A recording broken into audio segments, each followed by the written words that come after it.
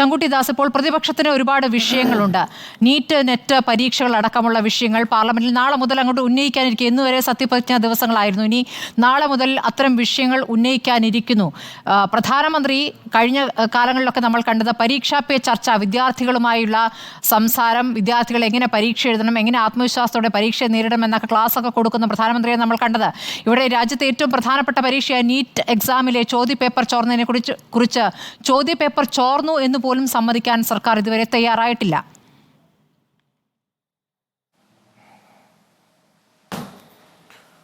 നോക്കൂ, ആ വിഷയത്തിൽ ബഹുമാനപ്പെട്ട വിദ്യാഭ്യാസ മന്ത്രി ധർമ്മേന്ദ്ര പ്രധാൻ നാളെ സഭയെ അഭിസംബോധന ചെയ്ത് സംസാരിക്കുമെന്നാണ് ഞാൻ മനസ്സിലാക്കുന്നത്. അറിയില്ല. പക്ഷെ ഇവിടെ ഉയർന്നു കേട്ട വാദങ്ങളിൽ വളരെ കൗതുകകരമായി തോന്നിയ ഒന്ന് രണ്ട് കാര്യങ്ങൾക്ക് മറുപടി പറയണമെന്ന് ഞാൻ ആഗ്രഹിക്കുകയാണ്. ഒന്നാമത്തെ ലോക്സഭ മുതൽ 10ാമത്തെ ലോക്സഭ വരെ നമുക്ക് ഡെപ്യൂട്ടി സ്പീക്കറും ഭരണകക്ഷിയിൽ നിന്ന് തന്നെയായിരുന്നു പ്രതിപക്ഷ പാർട്ടികൾക്ക് ഡെപ്യൂട്ടി സ്പീക്കറെ നിർദ്ദേശിക്കാനുള്ള അധികാരം ഉണ്ടായിരുന്നില്ല. 11 മുതൽ 15 വരെയുള്ള ലോക്സഭകളിലാണ് അങ്ങനെ ഒരു കീഴ്വഴക്കം. അപ്പോൾ അതാണ് നമ്മൾ കീഴ്വഴക്കമായിട്ട് അംഗീകരിക്കേണ്ടത്.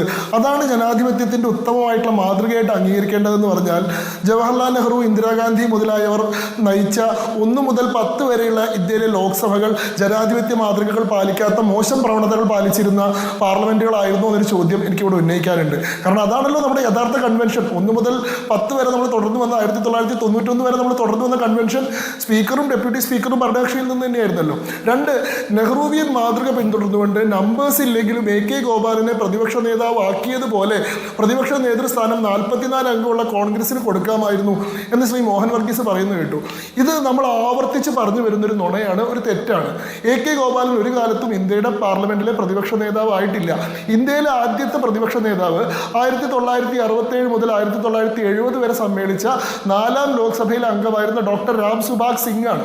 അന്ന് ഇന്ദിരാ കോൺഗ്രസ് എന്നും സിൻഡിക്കേറ്റ് കോൺഗ്രസ് എന്നും ഇൻഡിക്കേറ്റ് കോൺഗ്രസ് എന്നും കോൺഗ്രസിനെ രണ്ടായി പിളർന്നപ്പോൾ 1967 ഇന്ദിരാഗാന്ധിയുടെ ഏകാധിപത്യ പ്രവണതകൾക്കെതിരെ കോൺഗ്രസിലെ ഔദ്യോഗിക വിഭാഗം നടപടിയെടുക്കുകയും പാർട്ടി പിളരുകയും ചെയ്ത സമയത്ത് ഓർഗനൈസേഷൻ കോൺഗ്രസ് ഒരു പ്രത്യേക ബ്ലോക്കായി ഇരിക്കാൻ തീരുമാനിക്കുകയും 60 അംഗങ്ങളുണ്ടായിരുന്ന ഓർഗനൈസേഷൻ കോൺഗ്രസ് പ്രതിപക്ഷ നേതൃസ്ഥാനത്തിന് ക്ലെയിം ഉന്നയിക്കുകയും അവരിൽ നിന്നുള്ള ഡോക്ടർ രാം സുഭാഗ് സിംഗ് ഇന്ത്യയുടെ ആദ്യത്തെ പ്രതിപക്ഷ നേതാവാവുകയും ചെയ്തു.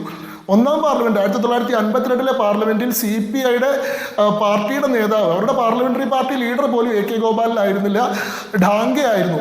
ഇത് നമ്മൾ ആവർത്തിച്ച് വരുന്ന ഒരു നുണയാണ്. കാരണം AK ഗോപാലിന് പ്രതിപക്ഷ നേതാവിൻ്റെ ഏതെങ്കിലും തരത്തിലുള്ള പ്രിവിലേജോ ഇതോ കിട്ടിയിട്ടില്ല. ലോക്സഭാ രേഖകൾ പ്രകാരം AK ഗോപാലൻ പ്രതിപക്ഷ നേതാവായിട്ടില്ല. 1, 2, 3 ഹൗസുകളിൽ seat of the leader of opposition is vacant എന്നാണ് ലോക്സഭാ രേഖകളിൽ കൊടുത്തിട്ടുള്ളത്. അപ്പോൾ നമ്മൾ ആവർത്തിച്ച് വന്ന മറ്റൊരു നുണയാണത്. ഏതായാലും ഇവിടുത്തെ സാഹചര്യത്തിൽ എന്താണെന്ന് വെച്ചാൽ പ്രതിപക്ഷം തങ്ങൾക്ക് ഇല്ലാത്തൊരു അധികാരം ഉന്നയിക്കുകയാണ്.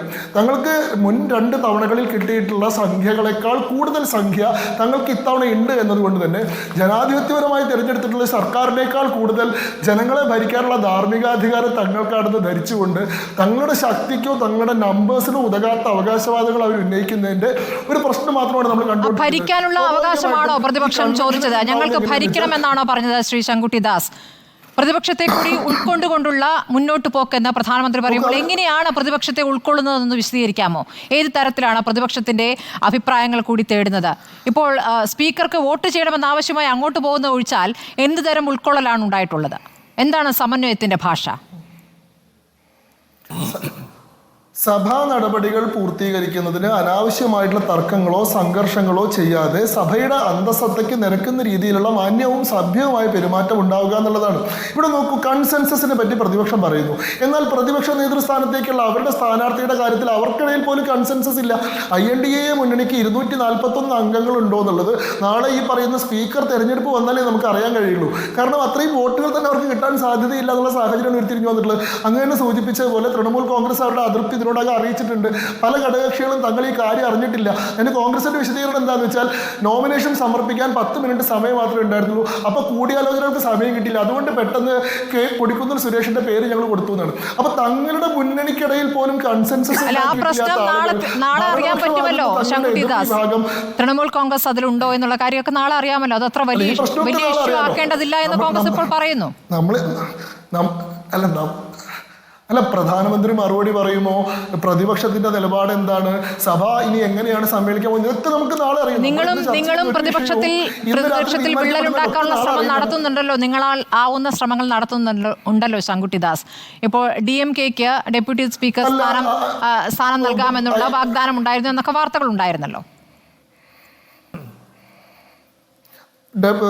തെലുഗുദേശം പാർട്ടിയോട് സ്പീക്കർ സ്ഥാനത്തേക്ക് ക്ലെയിം ഉന്നയിക്കണമെന്ന് ആവശ്യപ്പെടുന്നത് INDA മുന്നണിയാണ്. തെലുഗുദേശം പാർട്ടി എന്താണ്, പ്രീപോൾ അലയൻസിന്റെ ഭാഗമായിട്ട് NDA മുന്നണിയുടെ ഭാഗമായി നിൽക്കുന്ന പാർട്ടിയും BJP-യോടൊപ്പം സഖ്യത്തിൽ ഏർപ്പെട്ട് തെരഞ്ഞെടുപ്പിൽ മത്സരിക്കുകയും വിജയിക്കുകയും ചെയ്ത പാർട്ടിയാണ്. ഇപ്പോഴും NDA മുന്നണിയിൽ ഉറച്ചു നിൽക്കുന്ന പാർട്ടിയാണ്. ആ പാർട്ടിയോട് പ്രതിപക്ഷ കക്ഷികളായിട്ടുള്ള INDA മുന്നണി ഉപദേശിക്കുകയാണ്, BJP-യെ വിശ്വസിക്കരുത്, നിങ്ങളുടെ സ്ഥാനം ചെറുതായി പോകും, അതുകൊണ്ട് സ്പീക്കർ സ്ഥാനത്തേക്കുള്ള ക്ലെയിം നിങ്ങൾ ഉന്നയിക്കണമെന്ന്. അങ്ങനെയുള്ള തന്ത്രങ്ങളൊക്കെ രാഷ്ട്രീയത്തിൽ എല്ലാ ആൾക്കാരും ഉപയോഗിക്കുന്നതാണ്. ഇതിൽ ആര് വിജയിക്കുന്നു എന്നുള്ളതാണ് അവസാനത്തെ പ്രശ്നം. ഇവിടുത്തെ നമ്മുടെ മുന്നിൽ നമ്പേഴ്സ് വളരെ ക്ലിയർ ആണ്. 543 അംഗങ്ങളുള്ള സഭയിൽ 273 അംഗങ്ങളുടെ പിന്തുണയുള്ള ആൾക്ക് സ്പീക്കറാവാൻ പറ്റും. ആ അംഗങ്ങളുടെ പിന്തുണ ഇവിടെ INDA മുന്നണിക്ക് ഇല്ല എന്നുള്ളത് വ്യക്തമല്ലേ, ആ പിന്തുണ NDAക്ക് ഉണ്ട് എന്നുള്ളത് വ്യക്തമല്ലേ. പിന്നെ എന്തുകൊണ്ട് തെരഞ്ഞെടുപ്പ് നടത്തുന്നു നോക്കിക്കഴിഞ്ഞാൽ അതിന്റെ കാരണം ഒറ്റ ഒന്നേ ഉള്ളൂ. സ്പീക്കർ എന്ന് പറഞ്ഞാൽ സാധാരണഗതിയിൽ സഭയിൽ എല്ലാവരുടെയും നേതാവാണ്. അദ്ദേഹത്തിന് ഏതെങ്കിലും ഒരു പാർട്ടിയുടെ പ്രതിനിധിയായിട്ടല്ല, നിഷ്പക്ഷനായിട്ടുള്ള എല്ലാവരും മാനിക്കേണ്ട ഒരാളായിട്ടാണ് കാണുന്നത്. എന്നാൽ ഒരു തെരഞ്ഞെടുപ്പിലൂടെ അധികാരത്തിൽ വരുന്ന സ്പീക്കർ ആവുമ്പോൾ അദ്ദേഹം BJP നോമിനിയും ഞങ്ങളെ പരാജയപ്പെടുത്തി വന്നാലും അതുകൊണ്ട് തന്നെ ഞങ്ങളോട് വിദ്വേഷമുള്ള ആളാണെന്ന് ഒരു ഒപ്റ്റിക്സ് ക്രിയേറ്റ് ചെയ്യാൻ സാധിക്കും. നാളെ സ്പീക്കറുടെ എല്ലാ നടപടികളുടെ കാര്യത്തിലും വിവേചനവും അദ്ദേഹത്തിന്റെ രാഷ്ട്രീയ ദുഷ്ടലാക്കും ആരോപിക്കാൻ സാധിക്കും. അങ്ങനെ കുറേ കാലങ്ങളായിട്ടൊരു കൺവെൻഷൻ പോലെ സ്പീക്കർ എന്ന് പറയുന്നത് പൊളിറ്റിക്സിന് അപ്പുറത്ത് നിൽക്കുന്ന ഒരാളാണെന്ന് നമ്മൾ സൃഷ്ടിച്ചു വെച്ചിട്ടുള്ള പ്രതീതിയെ ഒരു തെരഞ്ഞെടുപ്പിന്റെ മറവിൽ നഷ്ടപ്പെടുത്താനും സ്പീക്കറുടെ അങ്ങനെ ഒരു പാർട്ടിയുടെ ഭാഗമായിട്ടല്ല കഴിഞ്ഞ 2 ഘട്ടങ്ങളിലും പ്രവർത്തിച്ചെന്നാണോ താങ്കൾ അവകാശപ്പെടുന്നത്? അതാണ് എന്റെ അവകാശവാദം. അങ്ങനെ അല്ലാതെ അങ്ങേക്ക് അഭിപ്രായം ഉണ്ടെങ്കിൽ അങ്ങനെ പറഞ്ഞു. ഓം ബിർള എങ്ങനെയായിരുന്നു പ്രവർത്തിച്ചത് നമ്മൾ കണ്ടതല്ലേ. കൺവെൻഷൻ